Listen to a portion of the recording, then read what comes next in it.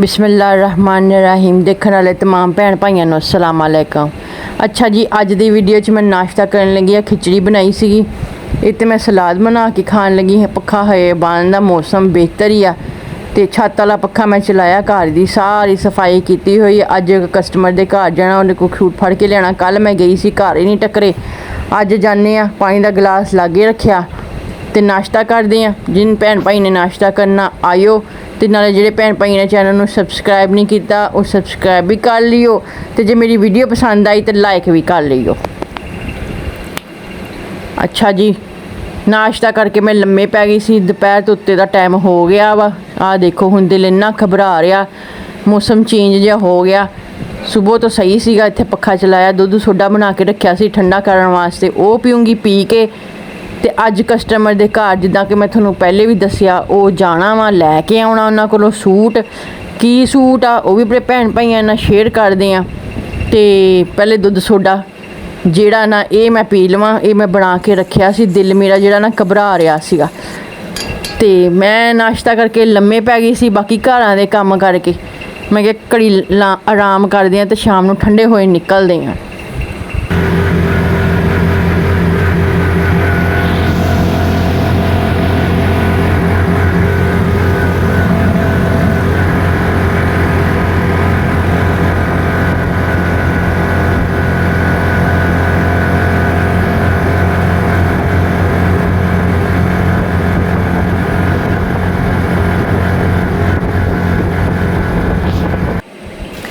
आ देखो बारिश होने लग पई, मौसम का पता ही नहीं चलता। पहले मौसम खुश्क सी, हुण बारिश होने लग पई। हवा चले तो मौसम जिहड़ा ना खुल जे तो खुशगवार होइए।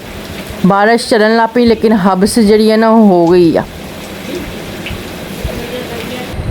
इत्थे जी मैं चिड़ियां का पानी है ये पाऊँगी चिड़ियां नूं, उन्हां दा दाना दुनका। तो क्योंकि सुबह के टाइम पाया सीगा, पानी बारिश की वजह तो ख़राब हो गया। हुण दोबारा तो पानी पाऊँगी, आके चिड़ियां अपना पानी पूनी पी लैणगियां तो दाना दुनका चुग लैणगियां। देखो परिंदे उड्डदे फिरदे तो अपना दाना दूना चुग लैणगे। बारिश होने की वजह तो होया सीगा, तो मौसम हुण फिर उंज दा ही हो गया वा। तो अज जिहड़ा मैं सूट लैके आई हाँ, अज अपने भैन भाइयों ने वो भी दिखाउणी आ की लैके आई। दाना तो पानी मैं पाता, हुण अपना परिंदे जिहड़े ना आंदे आ, वो खांदे आ। तो मैं हुण इत्थे हैगी हाँ, तो इहदी वजह तो ना होर उड्डी उड्डी जांदी आ, उन्हां नूं पता चल जांदा। आ वा जी अज दा सूट जिहड़ा मैं सीना इस तरह ही हूबहू। उन्होंने मैनू कहा वा ये सी के सलवार ट्राउज़र तो दुपट्टा ते लैस लानी 4 चफेरे। लैस मैं हजे लैके आउणी आ, वो भी लैके आऊँगी। तो बस इनू सूट नू इंज ही सीना, तो 50 रुपये लैने आ। सलवार कमीज़ दुपट्टा तैयार करूँगी। 60 रुपये तो मैं मुक्या सी, उन्होंने 50 ही रखे। मैं कहा चलो कोई गल नहीं। ऐ जी मैं थोनों खोल के दिखा रही, लोन का सूट आ। इनू शलिंग शलूंग करके कटिंग कुटिंग करके सादा ही सीना, इहदा कोई डिजाइन नहीं। जो कार्ड दे उत्ते आ उही कुछ बना देना। ए बाजू आ जी ये, तो ये शलवार तो ट्राउज़र भी मैं थोनों दिखानी आ। सादी ट्राउज़र आ ते दुपट्टा इहदा डिजाइनदार। आ जी ट्राउज़र आ ते दुपट्टा इहदा इंज दा वा जी। इहदे ते लैस लानी आ 4 चफेरे, वो लियाऊँगी तो सूट नूं मुकम्मल करूँगी। ए देख लो जी दुपट्टे की किनारी भी। इत्थे जी मैं जान लगी हाँ लैस लैन वास्ते। शाम का टाइम है, तैयार करके अज सूट देना, नहीं तो सुबह हर सूरत देना। सुबह तक का उन्होंने मैं वादा किया होया, तो लैस लैके आऊँगी। देख लो भैन भाईओ, शाम का टाइम आ। ए देखो जी, तो रात नूं बैठ के सुकून जिहड़ा ना दुपट्टा तो शलवार कमीज़ तैयार करके रख लूँ। सवेरे सवखते जिहड़ा ना उन्होंने दे आऊँगी। तो आ देखो जी मौसम, ओए होए होए होए। और बिल्ली दी अखां देखो तुसीं, बिल्ली दियां, बिल्ली च खरे जिन्न आया वा।